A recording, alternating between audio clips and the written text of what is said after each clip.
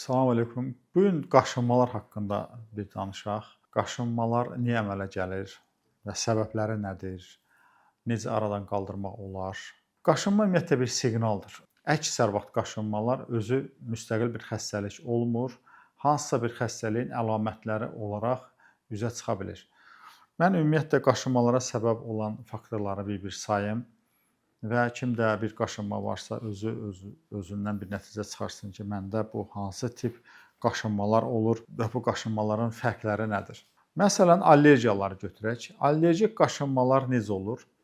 Allergik qaşınmalar hansısa bir qida vasitəsini yedikdən sonra ola bilər. Hansısa bir ağac tozlanma zaman 16-dan keçəndə orada ola bilər. Burada səpgilər olur bədənin müxtəlif yerlərində, əsasən qarın boşluğunda daha çox səpgilər olur.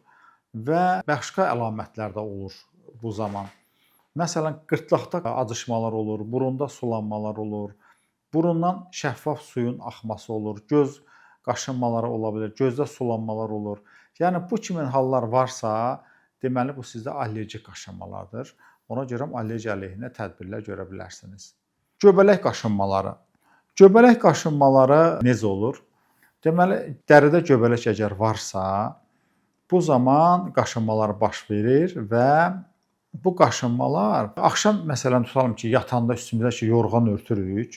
Bax bu zaman dəridə qızışmalar baş verir yorğandan. Bax bu zaman dərində göbələk varsa, qaşınmaların şiddəti daha da artır. Bu qarın boşluğunda da ola bilər, məsələn paça arasında da ola bilər, qoltuq altında ola bilər, müxtəlif bədənin yerlərində ola bilər. Yəni əlamətin fərqini ona görə demək istəyirəm ki, biləsiniz ki, bax, yorğan altında istilik verəndə daha çox artırsa və eyni zamanda göbələk qaşınmaları daha çox suyu çox sevir. Məsələn, adam daha çox su ilə təmasda olarsa, o göbələklər daha da çox artır və özünü dediyim kimi istilik zamanı daha çox biruzə verə bilir. Sonra şəkər xəstəliyində əmələ gələn qaşınmalar. Bəzi insanlarda şəkərin miqdarı qalxır, heç özü də bilmir ki, bu insan şəkər ola bilər. Şəkərin miqdarı qalxır və qaşınmalara səbəb olur. Düzdür, bu zaman qaşınma ilə paralel həm də arıqlama baş verir.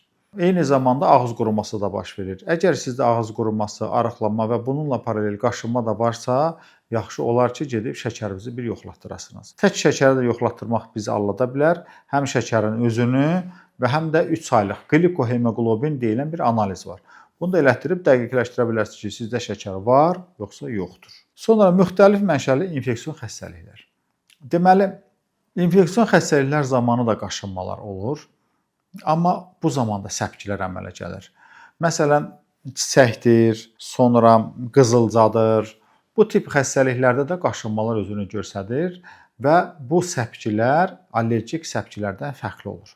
Çünki allergik səpgilər balaca çox olursa əgər, çiçək və qızılca ümumiyyətlə infeksion xəstəliklər zamanı səpgilər əvvəlcə yavaş-yavaş çıxır, seyrək-seyrək çıxır və ölçüləri biraz böyük olur və bundan sonra isə bunlar artır, çoxalır və yavaş-yavaş yenə də ondan sonra bəlli olur ki, infeksion xəstəlik. Yəni qaşınma ilkin olaraq infeksion xəstəliklərdə bədənin müxtəlif yerlərində böyük səpgilərlə müşahidə olunur və həmin səpgilərin ətrafında qaşınmalar olursa və eyni zamanda bu zaman temperatur da olması ola bilər ki, temperatur da olsun, ağzın içinə də hətta səpgilər çıxa bilir və bu zaman bir tip formalar sizdə varsa, onda infeksionist yanına gedin və ya infeksion qaşınma olduğunu biləsiniz ki, sizdə infeksion qaşınma var.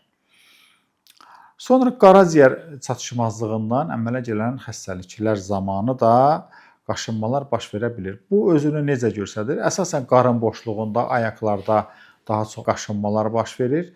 Qaşınmalar əvvəlcə zəif başlayır və getdikcə, tədbir görmədikcə daha doğrusu bu qaşınmalar çoxalır. Məsəl üçün sirrozda, sonra hepatitlərdə, yenə dediyim kimi şəkər xəstəliyinin özündə də şəkər xəstəliyi bir növ qaraciyər xəstəliyi demək olar. Qaraciyər çatışmazlığı xəstəliklərində dediyim kimi qarın boşluğunda və ayaqlarda qaşınmalar baş verə bilər.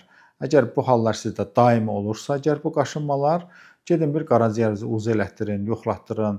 Sonra qaraciyərə məxsus analizlər var. Deməli, ümumi bilirubini bir yoxlatdırın. ALT-ni, AST-ni və GGT deyilən bir analiz var. Qamma glutamin transferazə turşusu. Bunları bir yoxlatdırın və bunların miqdarlarına baxın. Əgər yuxarıdırsa, bunlara da yönəlik bir tədbirlər görün. Sonra böyrək xəstəlikləri zamanı qaşınmalar. Böyrəyimiz bizim filtrlərimizdən biridir, bədən filtrlərimizdən biridir və böyrək öz funksiyasını yerinə yetirməyəndə də qaşınmalar baş verir. Bu zaman qaşınmalarla paralel ayaqlarda şişmə də baş verə bilər, böyrək nahiyəsində ağrılar da baş verə bilər və bu zaman qaşınma varsa siz qanda kreatinin səviyyəsini yoxlamaq lazımdır. Sidikdə sidik cövhərinə baxmaq lazımdır və yaxud da elə qanda da sidik cövhərini və sidik turşusunun da miqdarına baxsanız daha yaxşı olar ki, bunları yoxlatdırasınız və bundan sonra məlum olar ki, sizdə qaşınmalar böyrək mənşəlidir və yaxud da ki, başqa xəstəliklərdir. Sonra bir vəzi də var, paratiroid hormon deyirik biz buna və analiz göstəricisi də pH-dır. Bu bizim qalxanvari vəzinin altında balaca bir vəzidir, noxud boyda bir vəzidir və bu vəzinin də aktiv işləməsi zamanı bədəndə kalsiumun miqdarı artır, çoxalır. Bu eyni zamanda bu vəzi bizim bədənimizdə kalsiumun miqdarına nəzarət edir. Deyirəm Allah Taala necə yaradırsa, bax balaca bir dənə vəzi bu boyda insan bədənində kalsiumun balansına nəzarət eləyir və bu vəzinin problemləri zamanı, məsələn, düyün ola bilər, şiş ola bilər, hansısa bir qalxanvari vəzi ətrafında böyümə ola bilərsə, bu vəzi də sıxılır və vəzi öz işinə düzgün nəzarət edə bilmir və bu zaman insan bədənində kalsiumun miqdarı artır. Kalsium miqdarı artanda da qaşınmalar baş verir. Və bu zamanda biz gedib pH deyilən analiz var, paratiroid hormon. Bunu yoxlatdırırıq və qalxanvari vəzini uzun elətdiririk. Bu zamanda bədənin müxtəlif yerlərində, əllərdə, qollarda qaşınmalar baş verə bilər və biz bunu da analiz edib bilə bilərik ki, bu qaşınma bizdə qalxanvari vəzdən paratiroid hormon mənşəli qaşınmadır və yaxud da başqa mənşəli qaşınmadır. Sonra qoturluq zamanı müxtəlif həşəratlar dişləməsi və qoturluq zamanı da qaşınmalar baş verir. Deməli, qoturluq zamanı qaşınmalar əsasən bükümlərdə olur. Məsələn, səhər-səhər yuxudan duranda bu qol bükümünə diqqət eləyin. Bu zaman 2 dənə belə qoşa xətt, paralel xətt əgər varsa, sizdə deməli qoturluq var. Qoturluq sevir ki, incə dərilərdə daha çox yaşasınlar və qoturluq qaşınmaları da gecə yatanda aktivləşir, çünki istiliyi sevirlər və adamın yumşaq incə dərilərində olur. Qoşa xətt buraxır, qoturluq yolu deyirik biz buna və bu zamanda bu dediyim hallar varsa, siz qoturluqdan da şübhələnə bilərsiniz və qoturluq əleyhinə də tədbirlər görə bilərsiniz. Bir də belə bir hal var ki, qırmızı qan kürəciklərinin bədəndə artması zamanı da bədəndə qaşınmalar ola bilir. Və bunu nə zamanda biz bunu tapa bilərik?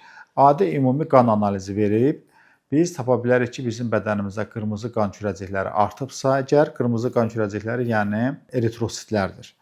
Bu zamanda insan bədənində qaşınmalar baş verə bilir. Və bir də mənşəyi məlum olmayan biz buna deyirik neyrodermit qaşınmalar var. Neyrodermit qaşınması zamanı bir səbəb bəlli olmur. Bədənin deyə dediyim kimi müxtəlif nahiyələrində qaşınmalar olur. Amma bu xəstə ilə təmasda olanda, söhbət eləyəndə görürük ki, bax bu xəstədə çoxlu əsəb gərginliyi var. Yəni əsəb gərginliyindən dolayı da neyrodermit adlı mənşəyi məlum olmayan xəstəliklər əmələ gəlir. Mədənin müxtəlif yerlərində qaşınmalar olur və biz bu qaşınmanı da xəstə ilə söhbət eləyə bilə bilərik. Mən sizə 10 fakt saydım. Saydığım bu 10 fakt sizdə müxtəlif mənşəli qaşınmaların əmələ gəlməsi zamanı ola bilir.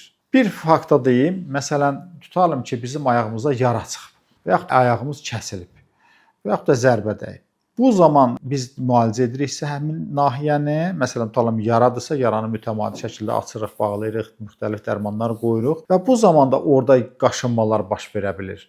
Bu qaşınmalar isə yaxşı qaşınmalardır. Yəni hər qaşınma pis deyil. Bu qaşınma yaxşı qaşınmadır. Niyə?